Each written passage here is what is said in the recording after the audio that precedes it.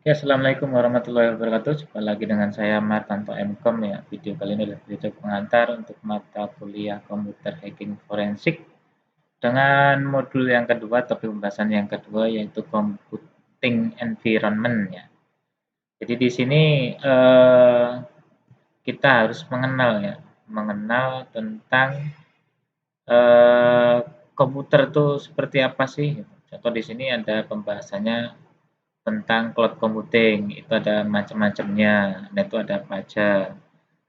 Terus tipe data, itu ada active data, latent data, archival data, kemudian file system, ada FAT, NTFS, HFS, nah, kemudian ada allocated and allocated space. Nah, itu juga harus paham juga gimana data bisa digunakan. Terus perlakuan hard disk juga harus paham ya. Kalau kita apa, mau membagi harddisk gimana, mau menyatukan harddisk gimana, itu harus paham. Kemudian di sini juga bagaimana sistem harddisk biasa ya, HDD ya, disk drive biasanya pakai magnetik ya, ada piringannya di dalamnya kalau kita buka. Nah, itu juga harus paham seperti apa sih cara penyimpanannya, kemudian pack filenya kayak gimana. Kan kita juga harus paham tentang mengenal istilahnya apa tuh kalau kita biar lebih cepat ya, defrag ya, defrag. Nah, itu istilah defrag juga harus paham. Nah, itu untuk perawatan sih sebenarnya. Eh, nah, itu secara garis besar seperti itu ya.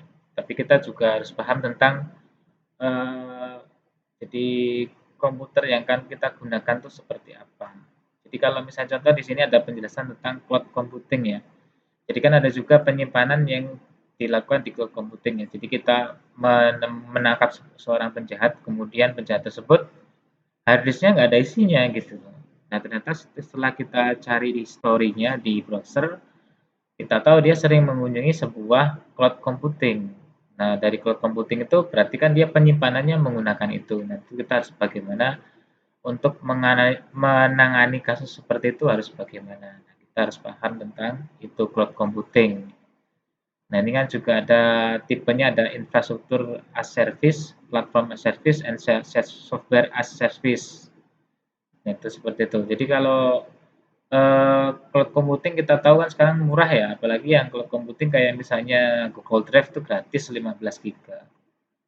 Nah, itu penyimpanan bisa seperti itu atau juga yang kita misalnya sewa server. Jadi untuk penyimpanan kita menggunakan server itu juga murah, per bulan itu ada yang murah 20.000 ya. Ada bahkan ada yang 1 tahun tuh 40.000. Di mana? Shopee ada. Jadi kalau kalian mau langganan server ya, bikin server sendiri buat belajar, itu bisa nyewa server setahun itu 40.000. Murah kan ya? Jadi makanya banyak orang yang menggunakan cloud itu. Oke, sekian pengantarnya. Kurang lebihnya mohon maaf. Saya akhiri. Wassalamualaikum warahmatullahi wabarakatuh.